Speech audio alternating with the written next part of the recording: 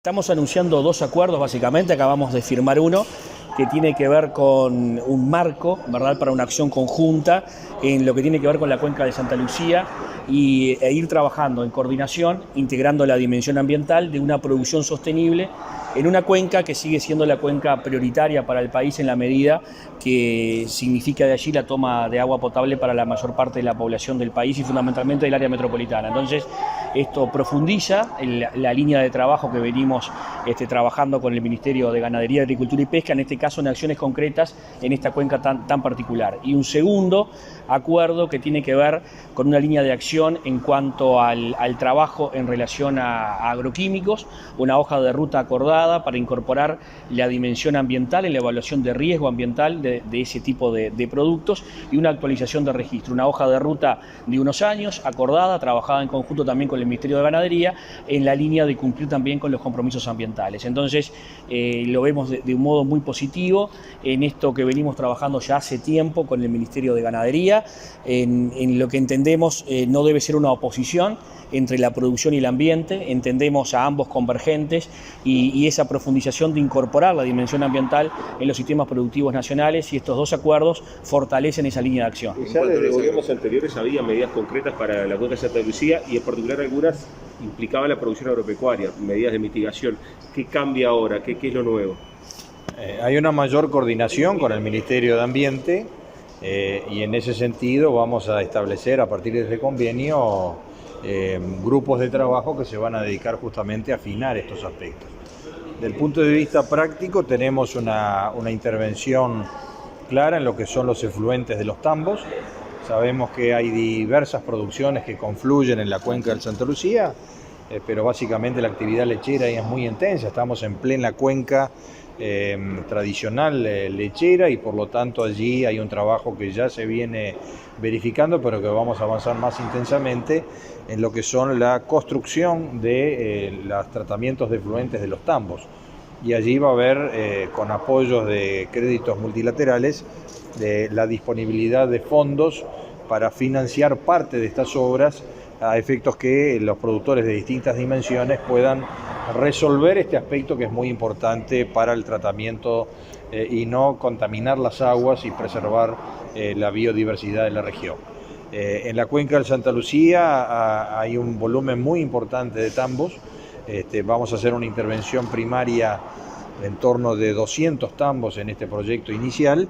Otros ya venían en el proceso de solución, porque hay tambos de distintas dimensiones y distintas características, pero es un número muy importante de acciones y que tenemos que tratar de coordinar interinstitucionalmente para generar las correcciones correspondientes y no comprometer los aspectos ambientales vinculados a la producción.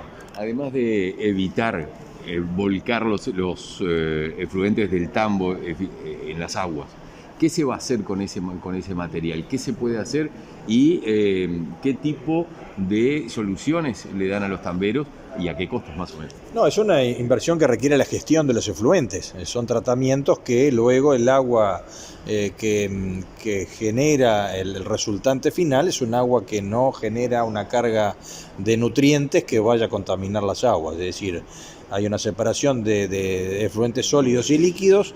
Los efluentes sólidos se pueden vertir o volcar al campo nuevamente, que se usa prácticamente como un fertilizante, y todas estas cuestiones de gestión ambiental, que es una especialización, pero que requieren inversiones. Muchas veces los productores no están en condición, en situación de hacerlo, pero no hay otra opción, y por lo tanto es que estamos articulando con algún crédito multilateral.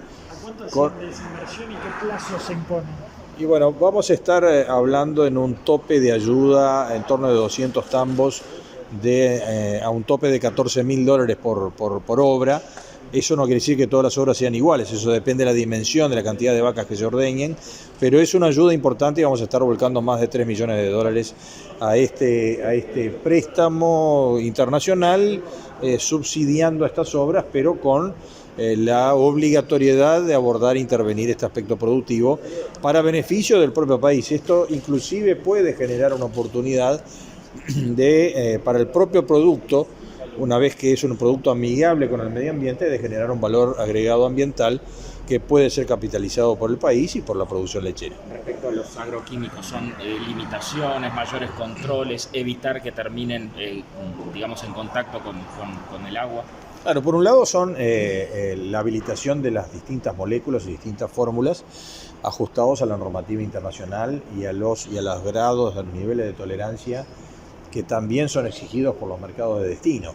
Ahí nosotros tenemos que ayornarnos, tratar de ver cuáles son aquellas moléculas que pueden ser consideradas, hay distintas franjas de riesgo y por lo tanto distintos usos, pero también las buenas prácticas en las aplicaciones.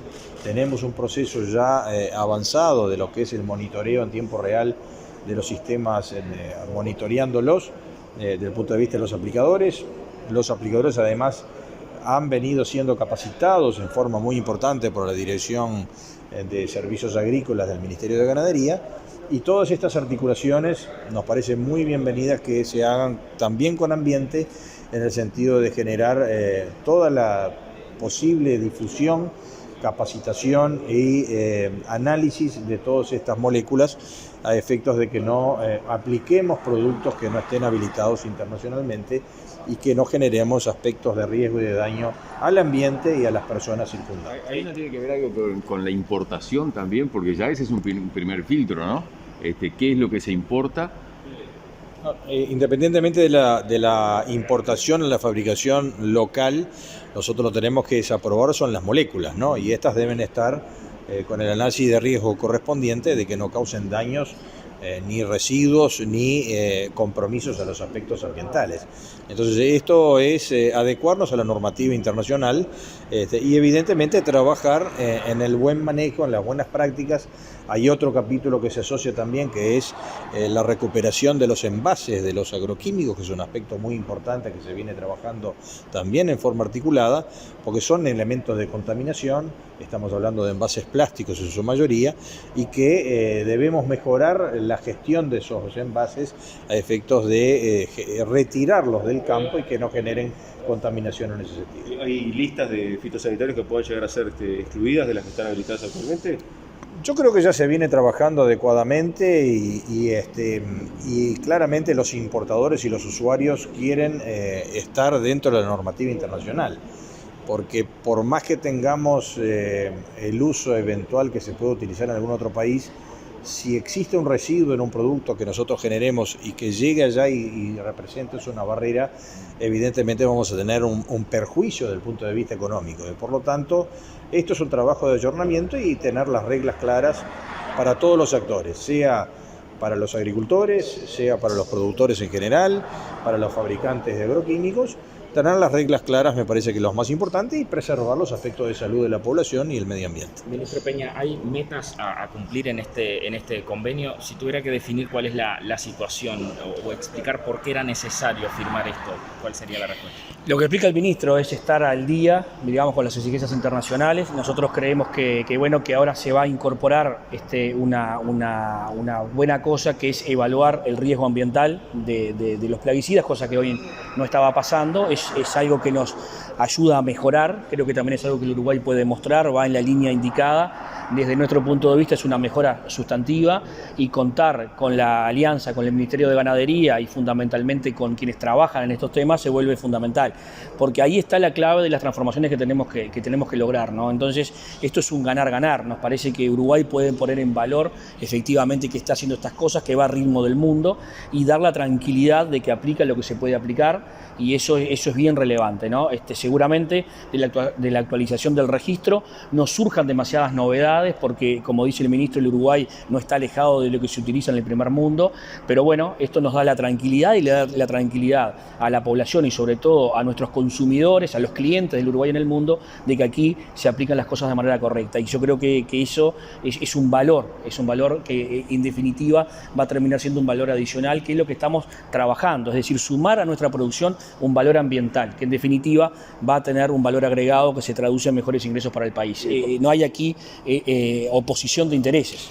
Para cualquiera de los dos, ¿cuándo va a estar pronto la normativa en materia de forestación? Que están los decretos trabajando, incluso el presidente ayer dijo que se espera que en corto plazo se pueda aprobar. Estamos muy cerca, estamos muy cerca del decreto final. Estamos afinando ahí en solo un artículo y yo creo que pronto lo podremos dar a conocer.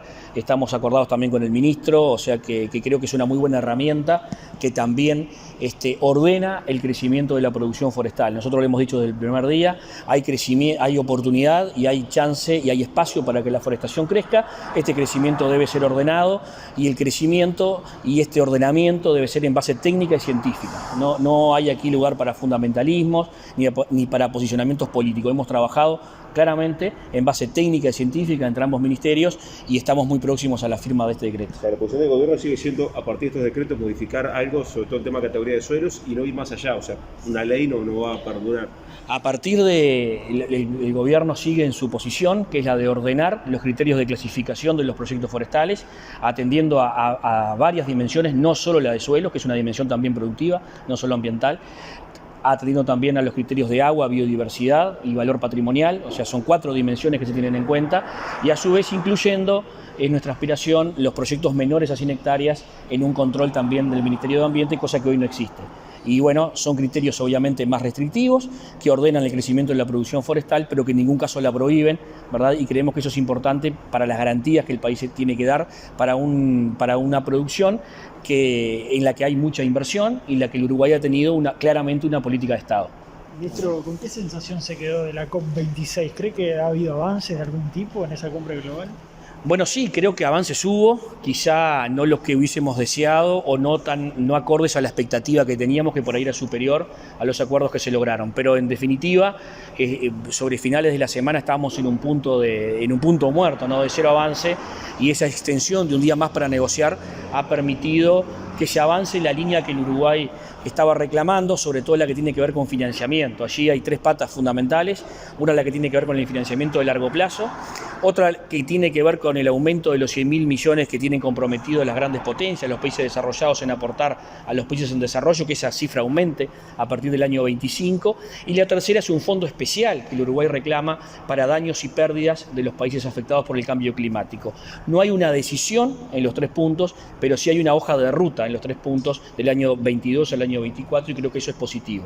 Por otro lado, creo que el posicionamiento de Uruguay, incluso con la visita de la ministra de Economía, con los planteos que hemos hecho en los organismos internacionales, con las reuniones bilaterales, atando eventos vinculados al clima y al ambiente para el año próximo aquí en Uruguay, cerrando que oficinas internacionales van a estar establecidas aquí en el Uruguay, ha sido, digamos, una participación con buen suceso, además de que ha logrado incorporar la dimensión del cambio climático en los temas cotidianos, ¿no? Esto que estamos haciendo hoy, hablando de estos temas, nos parece bien importante, porque el cambio climático está lejos de ser un tema que hablan científicos por la televisión y que nosotros tratamos de decodificar para explicar. Es un tema que afecta muchísimo a un país como el nuestro, con base agroindustrial, y que afecta mucho a la vida de las personas y sobre todo la vida de las personas más vulnerables. Entonces, que esos temas comiencen a aterrizar es bien importante, y la cumbre fue una oportunidad también para eso.